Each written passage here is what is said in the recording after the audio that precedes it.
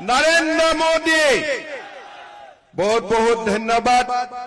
सभा में विराजमान डॉक्टर रविंद्र राय जी, विकास प्रीतम जी, हमारे उम्मीदवार विधायक डॉक्टर कुशवाहा शशिभूषण मेहता जी, जिला अध्यक्ष अमित तिवारी जी, विजय ठाकुर जी, अशोक शर्मा जी, सुनील पासवान जी, अजय तिवारी जी, श्याम नारायण दुबे जी, शंकर गुप्ता जी, लवली गुप्ता जी, मंजू लता जी, रामदास साहू जी, शत्रुघ्न सिंह जी, अजीत गुप्ता जी, जितेंद्र तिवारी जी, अंतु यादव जी, रोशन सिंह जी, विजय शर्मा जी, सतीश कुमार जी, प्रकाश मेहता जी, संजय वर्मा जी, हमारे पंचायत यूनियन की मुखिया मनदीप मेहता जी, हमारे जिला काउंसिल की मेंबर प्रदीप भूया जी, सुनील पासवान जी, भाइयों बहनों, पिता और माताओं, सबसे पहले मैं शहीद पीताम्बर नीलांबर को प्रणाम करता हूं और आप सब लोगों को मैं ये संदेश देने के लिए कोशिश करूंगा कि कैसे हमारे प्रदेश को बीजेपी सरकार का जरूरत है और इसके लिए हम आगे जाके क्या करना पड़ेगा। भाइयों और बहनों, बीते 4 महीना हम लोग झारखंड में ही रहे और झारखंड को देखने के लिए, समझने के लिए हम लोगों ने कोशिश किया। आज झारखंड का हालत क्या है, मैं एक उदाहरण से आप लोगों को बताना चाहूंगा।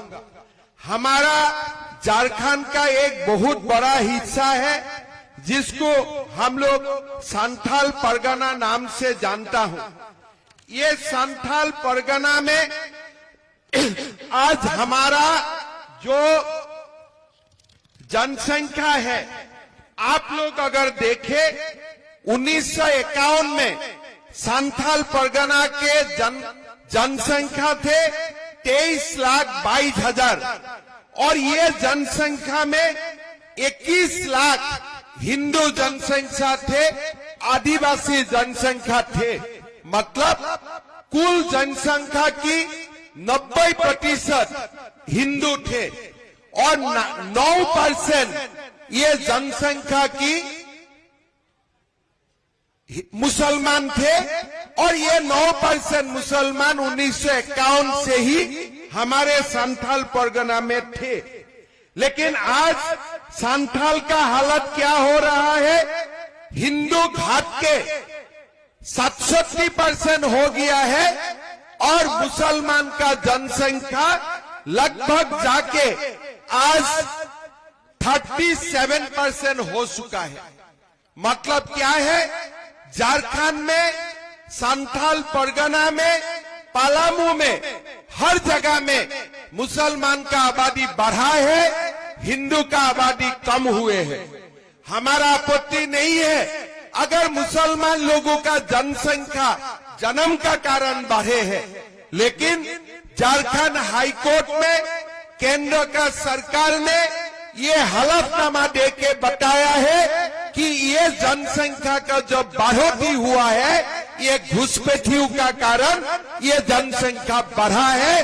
बांग्लादेश से निरंतर घुसपैठिया झारखंड से आ रहा है, लेकिन हमारा जो सरकार है, हेमंत सोरेन का सरकार है, वो घुसपैठियों का खिलाफ कुछ भी काम नहीं करते हैं। इसलिए वो लोग समझता है घुसपैठी हमारे वोट बैंक है।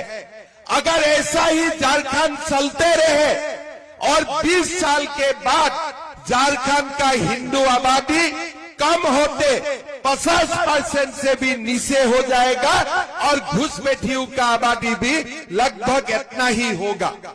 आज हमारा ये जो चुनाव है, ये चुनाव हमारा अस्मिता का लड़ाई है।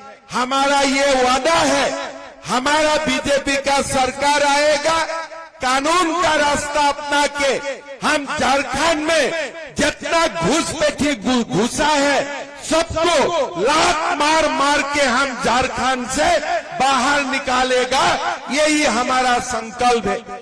भाइयों और बहनों, आज आप लोग थोड़ा समझने के लिए कोशिश कीजिए। हमारा जो झारखंड में एक विशेष समुदाय है, उनका वोट नहीं बांटते हैं। ये समुदाय पूरा की पूरा वोट किसको देते हैं? जेएमएम को देते हैं, कांग्रेस को देते हैं और लालू प्रसाद यादव को देते हैं।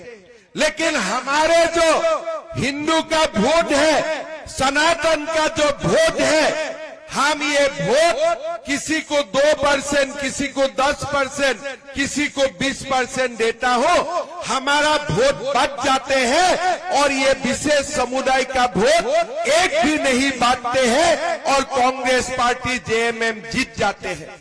हमारे झारखंड में अगर हम सनातन संस्कृति को बसाना है, अगर हिंदू झारखंड में गर्व से रहना है, तब हमें हमारा वोट भी बंटवाना नहीं है, हम एक रहना है।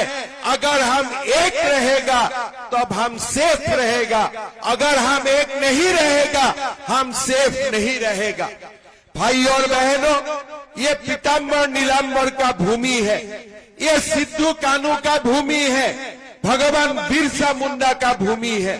थोड़ा दिन पहले मैं हुसैनाबाद गया, मैंने लोगों को पूछा कि ये हुसैनाबाद नाम कहां से आ गया। किसी ने मुझको नहीं समझा पाए कि ये नाम कैसे आ गया। मैंने लोगों को बोला, भाई हुसैनाबाद का नाम और जगह में हो सकता है, लेकिन पीताम्बर नीलांबर का भूमि में कोई जिला का नाम हुसैनाबाद कैसे हो सकता है, थोड़ा बताओ। तो मेरा ऊपर नाराज हो गया। वो लोग जाके मेरा ऊपर एफआईआर दर्ज कर दिया। मैंने ये लोगों को बताना चाहता हूँ, भैया तुमने रॉन्ग नंबर डायल कर दिया। हमें एफआईआर से कोई हमारा डर नहीं है, लेकिन मैं तुम लोगों को धन्यवाद देता हूँ। कम से कम ये एफआईआर का कारण बीच में मुझको पलामू झारखंड आने का मौका मिलेगा, इसलिए मैं आप लोगों को धन्यवाद देता हूँ। लेकिन भाइयों और बहनों, क्या झारखंड में हुसैनाबाद का नाम में जिला रहना चाहिए? तो सरकार आएगा, ये हुसैनाबाद का नाम भी बदला कर हम हमारे वीरों का नाम में ये जिले का नाम रखूंगा, ये भी हमारा वादा है। भाइयों और बहनों, आज झारखंड में क्या हो रहा है?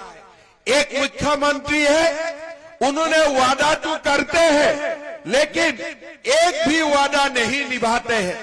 मैं जब झारखंड में आए तो मुझको बताया गया कि हेमंत सोरेन जी जब सीएम रहा, मुख्यमंत्री बना, उन्होंने अपना पिता का नाम में कसम खा के बोले थे कि मैं झारखंडी युवाओं को 5 लाख नौकरी देने का काम करूंगा। किसी को नौकरी मिला है? आपको मिला है? कोई गांव में किसी को मिला है? मंडल में किसी को मिला है? मैं जहां भी पूछता हूं, कोई नहीं बोलते हैं हमारा गांव में किसी को नौकरी मिला है। 5 लाख नौकरी तो किसी को नहीं मिला। उल्टा क्या हुआ? सीजीएल का एग्जाम होते हैं, क्वेश्चन पेपर लीक कर दिया जाते हैं। क्या करते हैं?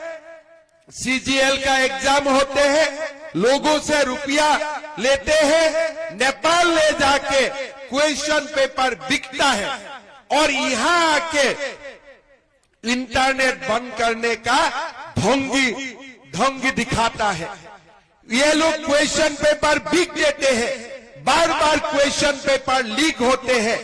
आज झारखंड का युवाओं का, आज ये लोग पूरा जो भी पढ़ा लिखा युवाओं है, आज सब दुखी है। मैं जहां भी जाता हूं, लोग मुझे बोलते हैं कि दादा सीजीएल एग्जाम को कैंसिल कर दीजिए। आज हम ये आप लोगों को वादा करना चाहूंगा, जब हमारा बीजेपी का सरकार बनेगा, नया मुख्यमंत्री शपथ लेगा और तुरंत हम सीजीएल एग्जाम को कैंसिल कर दूंगा और नया सिरे से हम सीजीएल एग्जाम करूंगा। ये भी बीजेपी का वादा है। भाई और बहनों, आपको याद है जब हेमंत सोरेन जी मुख्यमंत्री बने थे, हमें क्या बोले थे कि किसी का घर में शादी होगा तो एक सोने का सिक्का मिलेगा, नहीं तो 51,000 रुपया मिलेगा। किसी को सोने का सिक्का मिला? किसी को सोने का सिक्का मिला? किसी को सोने का सिक्का नहीं मिला। आज झारखंड को क्या मिले हैं? हेमंत सोरेन जी बोलते हैं कल्पना सोरेन से अच्छा कोई नहीं। कल्पना सोरेन जी बोलते हैं हेमंत जी तो भगवान है, उनसे अच्छा कोई नहीं। अभी मैं भी जब घर में जाता हूँ, मेरा बीबी भी मुझको बोलते, अरे तुम तो हमारा बारे में कुछ अच्छा नहीं बोलते हो। लेकिन झारखंड का मुख्यमंत्री अपना पत्नियों को भी राजनीति में लेके आया, मुझको भी पॉलिटिक्स में लेके आओ। मैं बोला यार बीजेपी में ऐसा नहीं होगा। आज झारखंड में क्या हो रहा है? युवाओं को नौकरी नहीं है, सोने का सिक्का भी नहीं है, 5,000 भत्ता भी नहीं है, 60,000 भत्ता भी नहीं है। ये एक दूजे के लिए सिनेमा का शूटिंग हो रहा है। कल्पना जी हेमंत जी का बारे में बोलते हैं, हेमंत जी कल्पना जी का बारे में बोलता है, एक दूजे का सिनेमा का शूटिंग हो रहा है, गरीबों का कुछ नहीं हो रहा है। भाई और बहनों, हमें वो शूटिंग देखना नहीं है, हमें हमारा अपना काम से मतलब है। जब सरकार आए थे तब क्या बोले थे? माताओं को हम 2,000 रुपया का सुलह का खर्च दूंगा। किसको मिला सुलह का खर्च? किसी को मिले क्या सुलह का खर्च? कोई नहीं मिला। जाते जाते वो लोगों ने क्या ले आया? मैया सम्मान योजना। जब 4 साल 7 महीना चला गया, 3 महीना ही बाकी रहा, उन्होंने मैया सम्मान लेके आया। कैसे मैया सम्मान लाया? हमारे माँ और बुजुर्ग को पेंशन बंद कर दिया, वही पेंशन का रुपया मैया सम्मान दिया। घर में सासू और बहू का झगड़ा लगा दिया। सासू का पेंशन बंद, बहू का अकाउंट में 1,000 रुपया। आप लोग देखिए, अगर देना ही था 5 साल पहले क्यों नहीं दिया? असम में जब मेरा सरकार बना, पहला महीना से ही हम माताओं का बैंक अकाउंट में 1250 रुपया देने का काम किया। छत्तीसगढ़ में चुनाव हुआ, 1250 रुपया देने का काम किया। लेकिन ये लोगों ने 4 साल 7 महीना कुछ नहीं किया। 3 महीना पहले पेंशन बंद किया और माताओं को 1,000 रुपया का लॉलीपॉप दिखाया। मैं हेमंत सोरेन जी को बोलना चाहता हूं, आप 4 साल 7 महीना पहले क्यों अपने सम्मान राशि नहीं दिया? भाई और बहनों, बीजेपी आप लोगों को बोलना चाहते हैं। मैं कल भी एक सभा में बोला, इस बार दीपावली में मेरा असम जाना नहीं हुआ, मैं झारखंड में ही रह गया, रांची में ही रह गया। मैं हमारा सब नेताओं को बोला हूं, मैं तब गुवाहाटी जाऊंगा जब हमारा मुख्यमंत्री जी पहला दिन ही गोगो दीदी सम्मान राशि हमारा माताओं का बैंक अकाउंट में देने का काम करता है।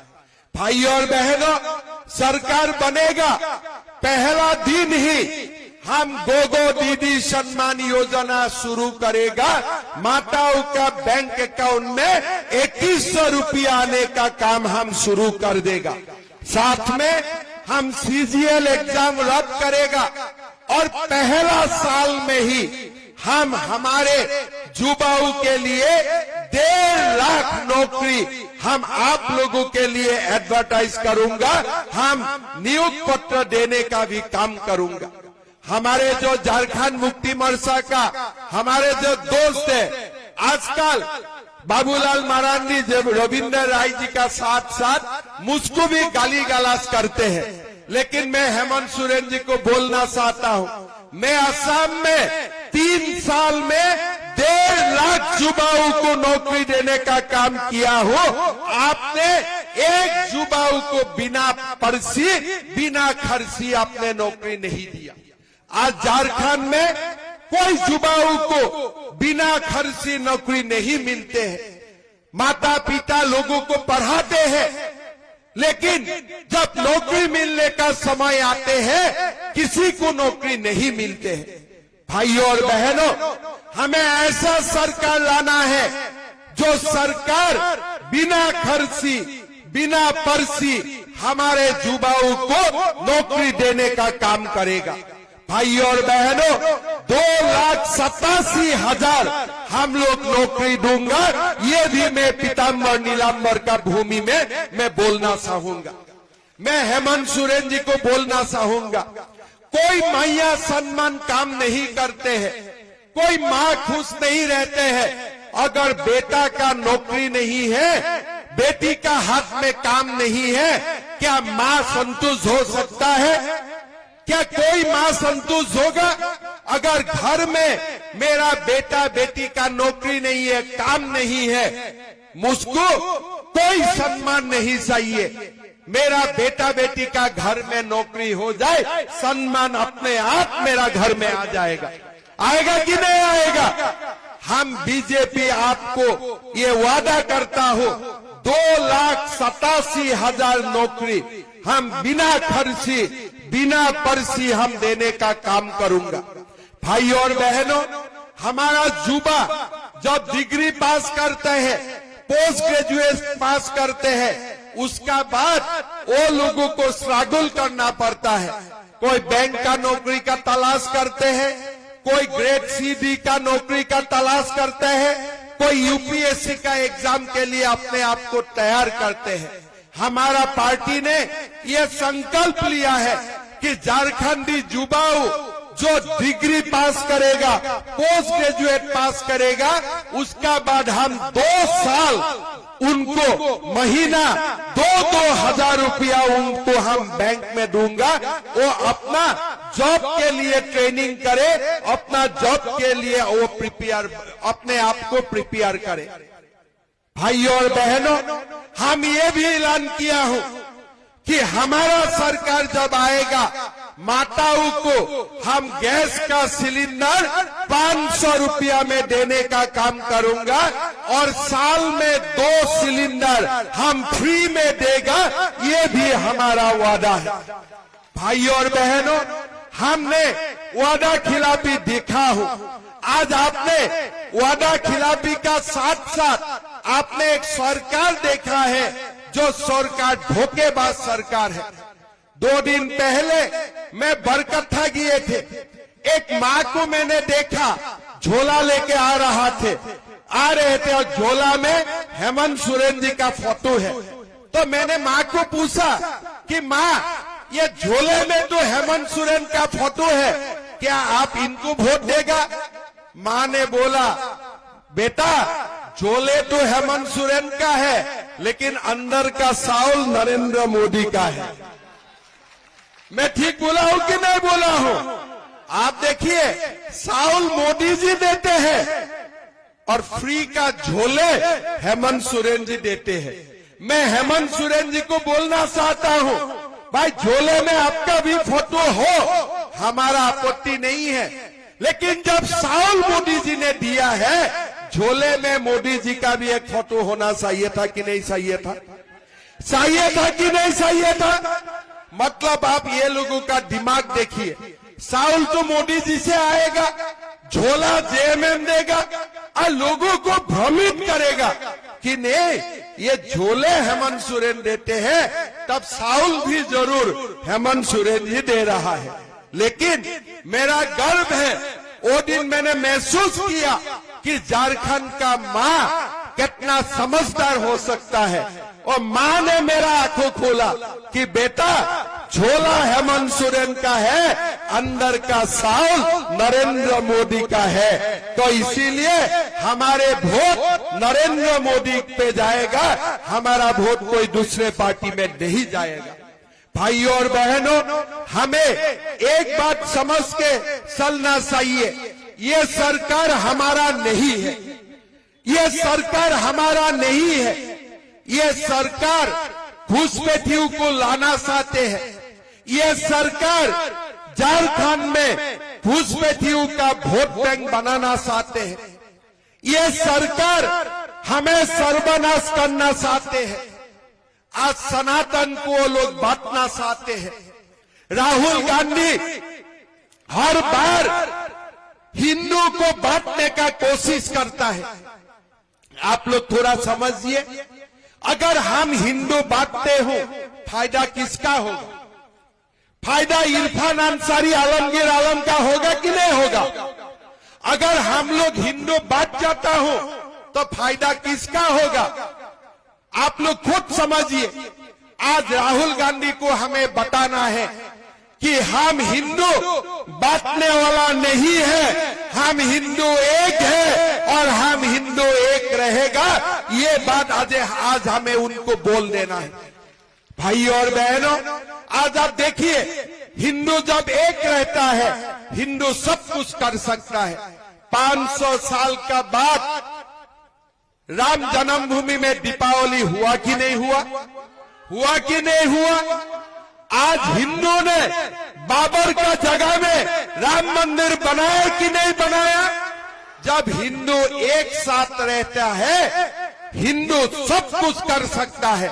अगर हिंदू एक साथ रहेगा तो भारत विश्व गुरु भी बनेगा और हमारा सनातन संस्कृति भी बचेगा। लेकिन अगर हिंदू बांटेगा, ये आलमगीर आलम, इरफान अंसारी जैसा व्यक्ति हमारा ऊपर राज करेगा। आज आप देखो, आलमगीर आलम का घर में 35 करोड़ रुपया बरामद होता है। क्या आपका पास 35 करोड़ है? आपका पास है?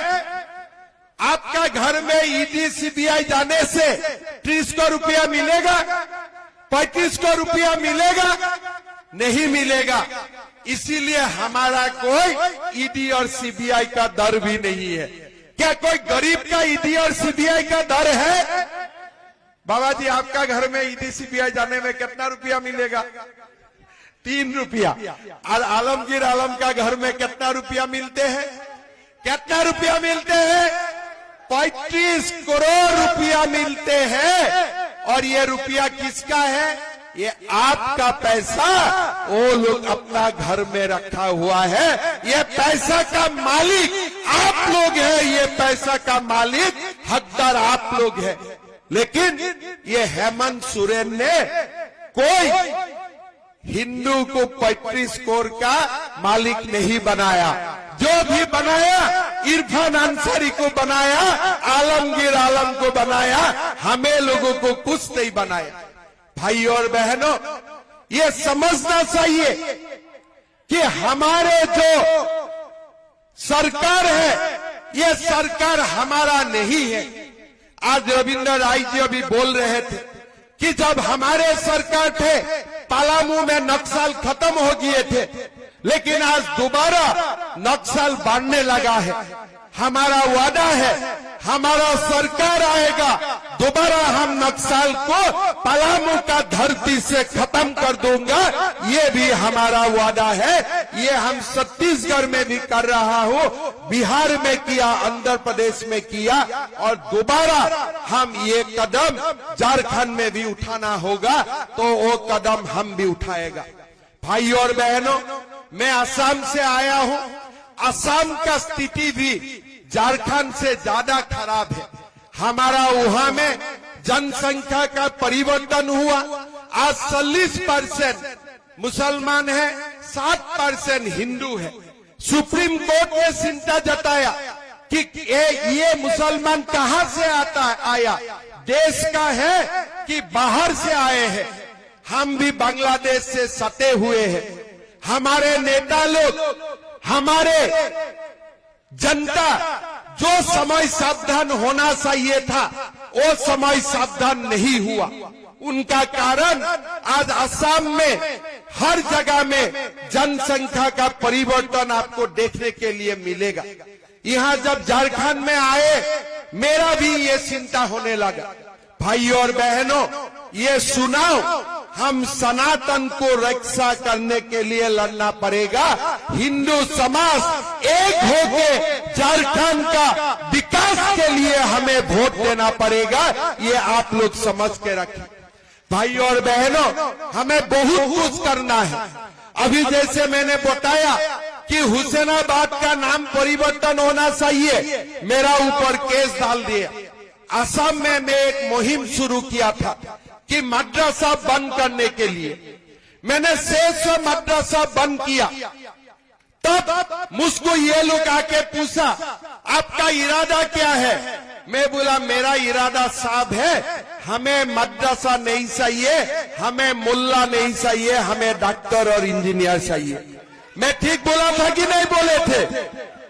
उन्होंने बोला हल्ला हो जाएगा। मैं बोला चलो एक बार मैं भी देख लेता हूँ कल्ला कितना हल्ला हो जाते हैं।